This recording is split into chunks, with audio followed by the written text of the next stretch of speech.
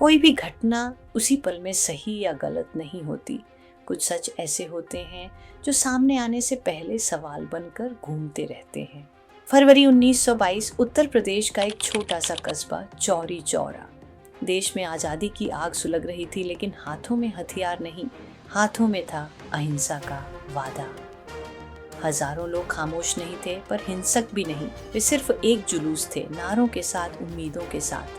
ये वही लोग थे जिन्होंने महीनों तक मार खाई थी, जुर्माने भरे थे, अपमान सहे थे और फिर भी हाथ नहीं उठाया था। लेकिन फिर कुछ बदला। पुलिस आई, लाठी चली।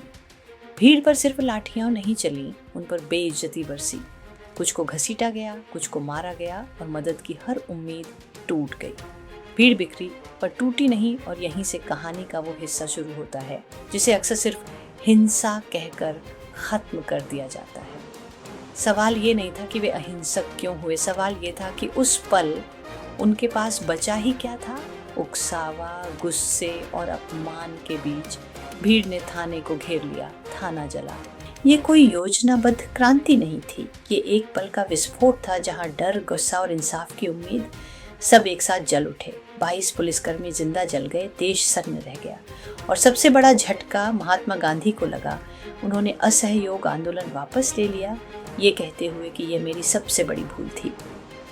हजारों कार्यकर्ता हताश हो गए। क्रांतिकारियों ने सवाल उठाया, क्या आज़ादी इतनी नाजुक थी कि एक गांव की आग से बुझ जाए? लेकिन कहानी यहीं खत्म नहीं होती। ब्रिटिश सरकार ने 19 लोगों को फांसी दी, बाकी को उम्र कैद हुई।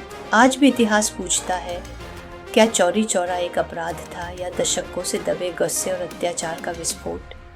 क्योंकि कुछ घटनाएं सिर्फ तारीख नहीं होती, वे हमें ये सोचने पर मजबूर करती हैं कि क्या हम इतिहास को देखते हैं या सिर्फ फैसला सुना देते हैं। चौरी चौरा एक घटना नहीं थी, वह उस दिन का सच था जब इतिहास ने अहिंसा से नहीं, हमारे धैर्य की सीमा से सवाल पूछा था। इतिहास की ऐसी ही और महत्वपूर्ण और विस्मृत घटनाओं के बारे में जानने के लिए हमें लाइक, शेयर और सब्सक्राइब करना न भूलें। धन्यवाद।